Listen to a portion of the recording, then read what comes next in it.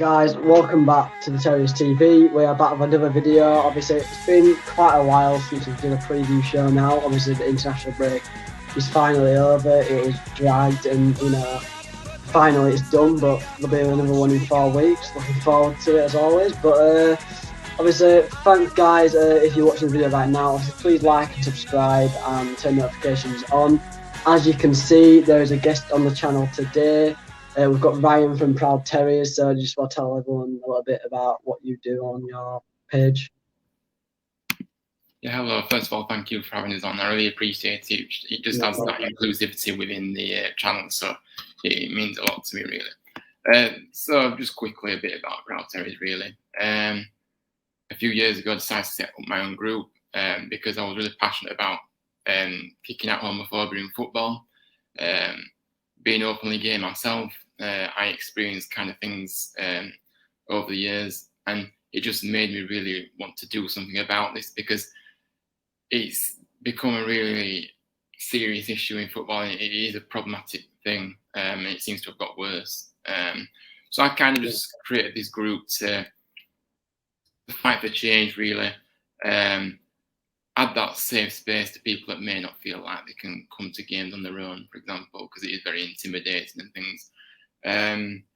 And really just add that support network and just push for change, really. That was the main thing about the group, really. Yeah, so obviously that is on Instagram, at Proud Terriers on Instagram. Obviously, I think you just hit 1,000 followers, so obviously if you don't know who he is, make sure to go give him a follow on Instagram. And yeah, so let's get into the video, shall we? So obviously, first thing we're going to talk about is obviously coming off. Obviously, it's been 2 weeks since then, so maybe form doesn't come into it. But obviously, a big 4-0 win against Reading. I don't think I've seen Town beat anyone 4-0 for a while, convincingly as good as that. And it is a lot of confidence going into this game. But we do know Stoke are obviously a really good team. They are in front of us.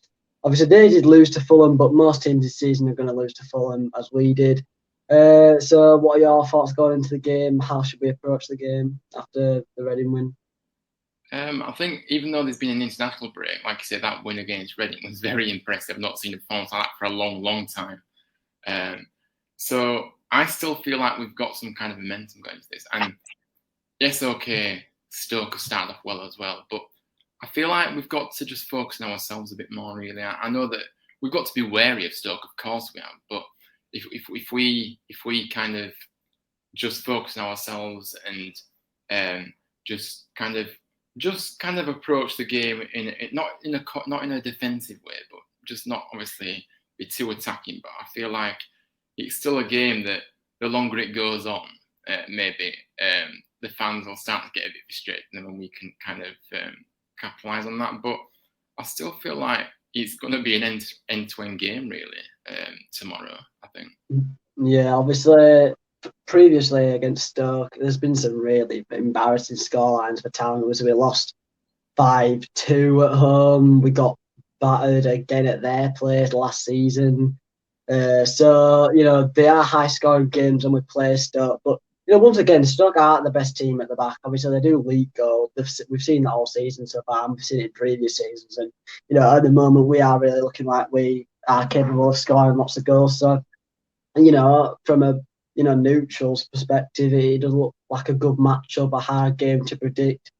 Obviously, Stoke they do look better than us, and I think this is the big test for us. Obviously, they've beaten teams that are up there, and they have shown that they are one of the better teams in the league. Obviously, we're still not yet to prove that. I think for a fan, like a Town fan, we could say, yeah, we are playing some of the best football out of any team in this league. But for a neutral, they'll look at us and think, yeah, but you've just beat Preston, Sheffield, and Reading, who are all at the bottom. But I think regardless of who we've beaten, I think we shouldn't. I think we will be written off a lot this season. Obviously we're getting written off right now for being in the top 6. Obviously I know it's early, so there is a reason for that. But we're going to get written off all season, and I kind of like it that way.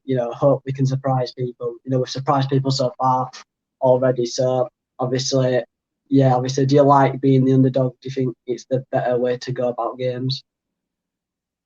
Well, I just want to touch on the point that you made earlier about obviously we haven't really beating, teams that are going to be at the top. Well, stereotypical like your Fulham, but I think Fulham was always going to be a difficult game, and I feel like Fulham was, they are a very, very strong team, so obviously they are going to be in the top 2, 3.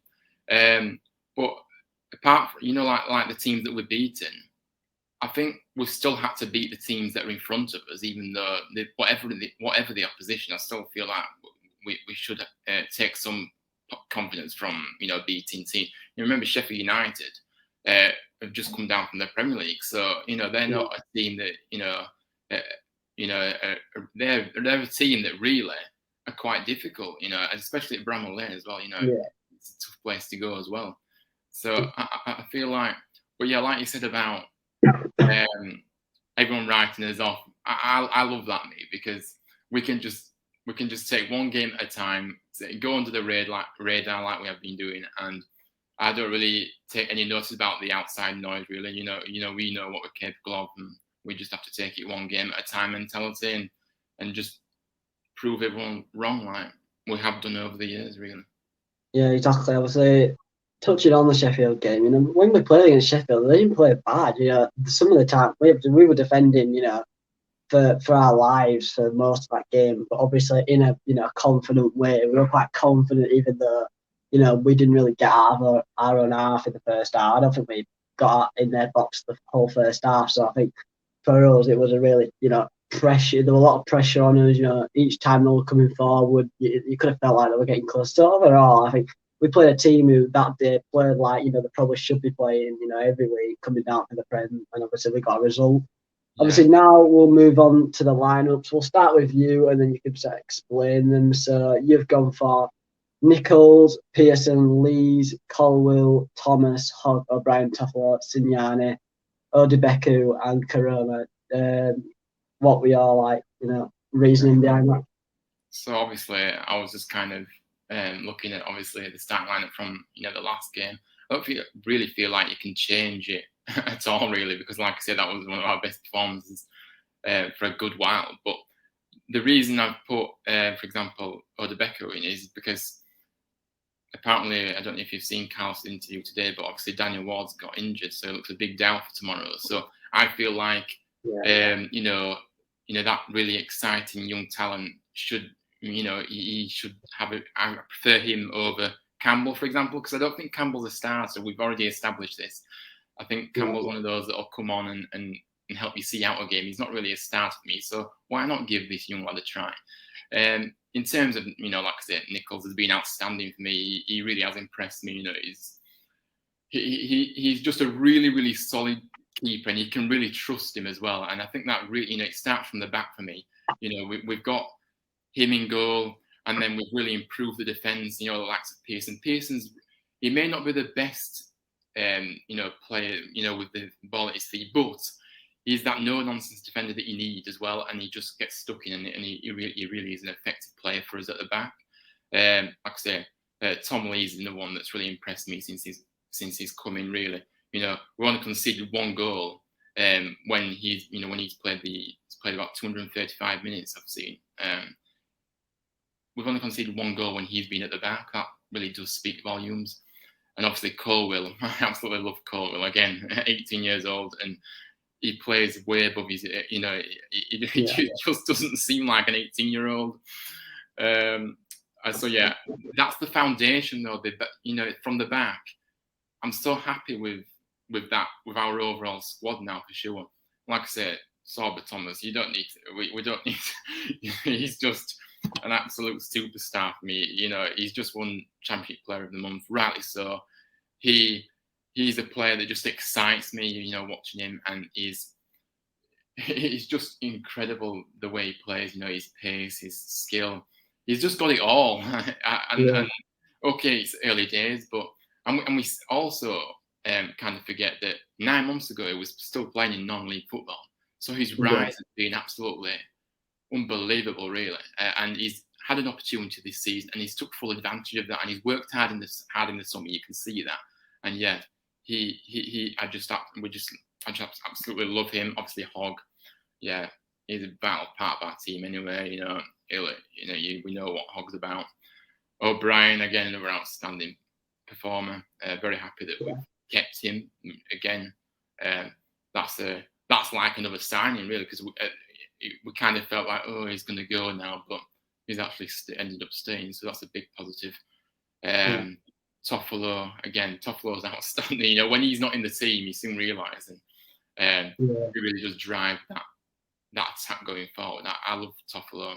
Sinani as well. Sinani, obviously, he's growing on me. You know, obviously, he didn't really get much opportunity at the start, but the more I've seen of him, the more I kind of like him, and I think he looks a really good signing actually as well.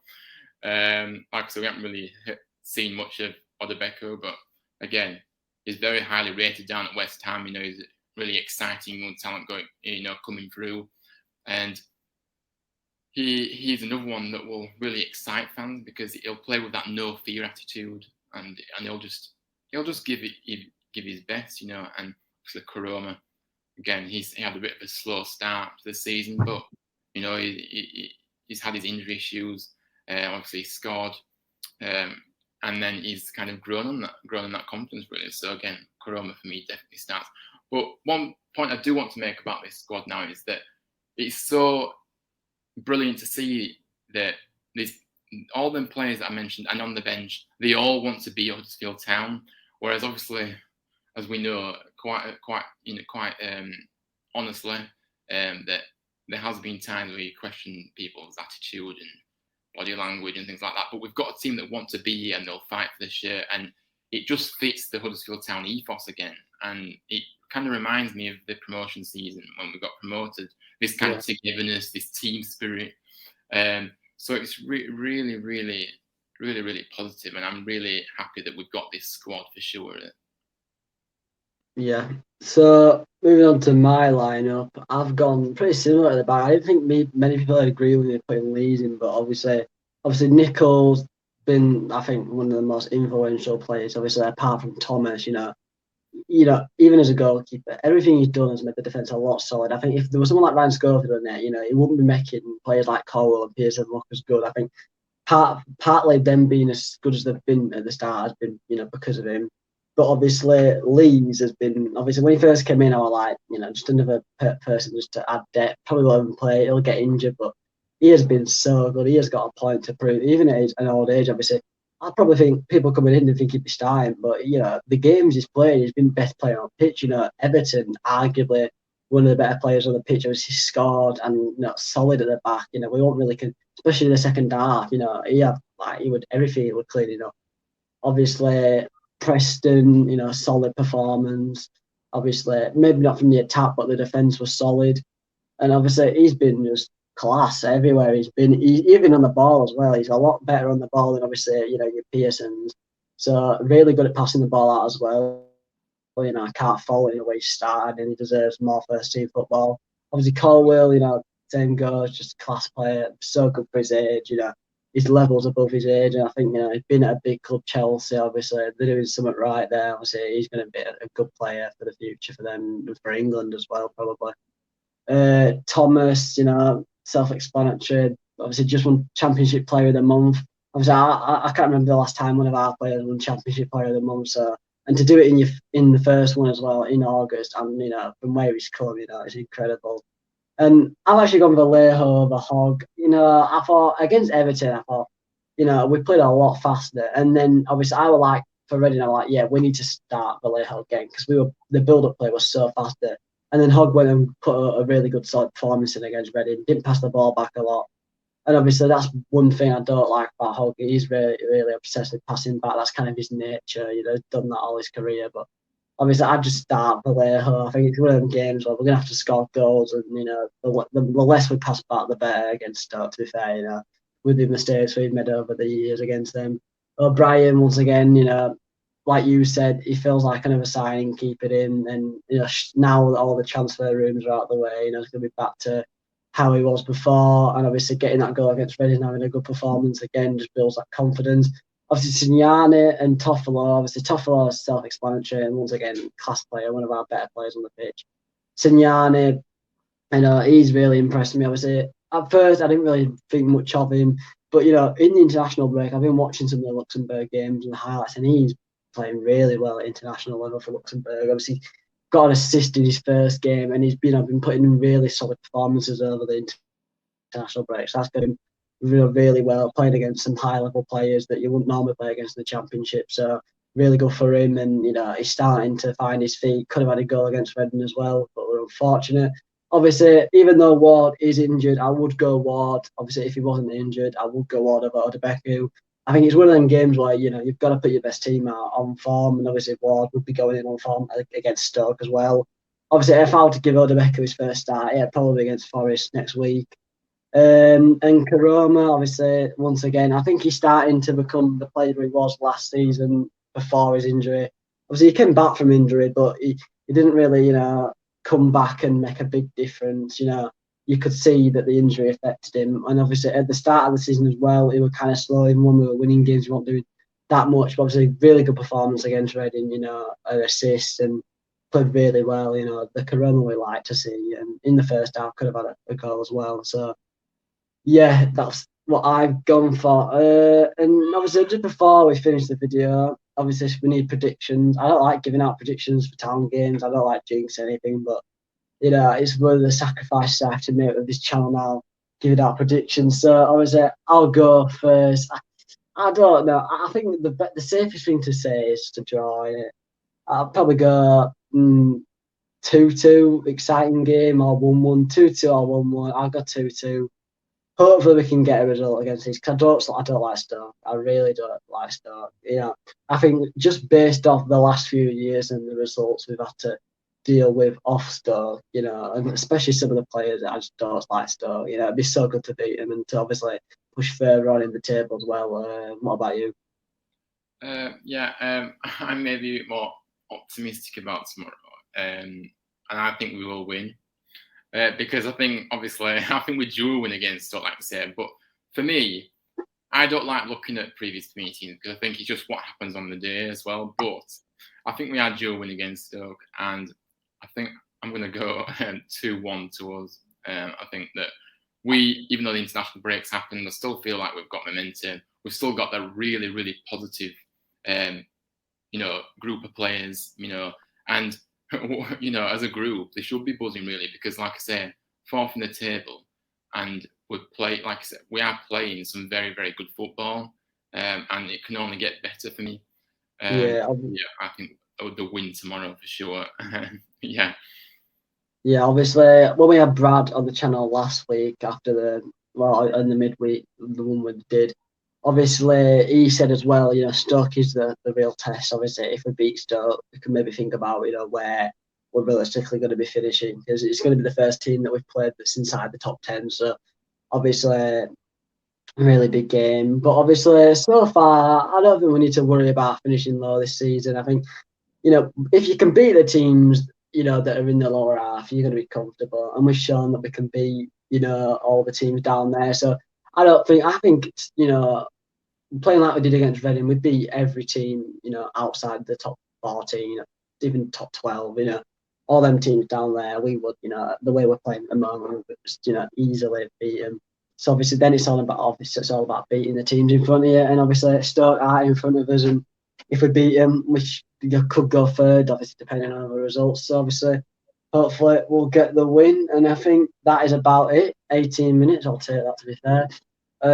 Thanks guys for watching. Obviously it's good having you on, Ryan. Obviously we'll have to get you back on very soon. Obviously please like and subscribe. Obviously comment your thoughts, your predictions, and your thoughts on the game, and we'll see you on Sunday. I think maybe not Sunday, actually maybe Monday, it depends, but it will be around there. Obviously thanks Ryan for coming on. Got anything you want to say before we go? No, just like I said, thank you for getting me on. Really enjoyed our chat, and keep up with the great work with it because I love your content. Since I found out about your channel, kind of watching the videos, and it was just brilliant. So yeah, thank you. Obviously there wasn't a lot of us today, guys. Obviously the rest of them are all pretty busy, but obviously had to try and get the video out, and now we've both got to rush off, got things to do. So obviously you guys will be seeing this maybe a bit later tonight, maybe about 6, half 6. So thanks guys for watching, and we'll see you in the next video, guys.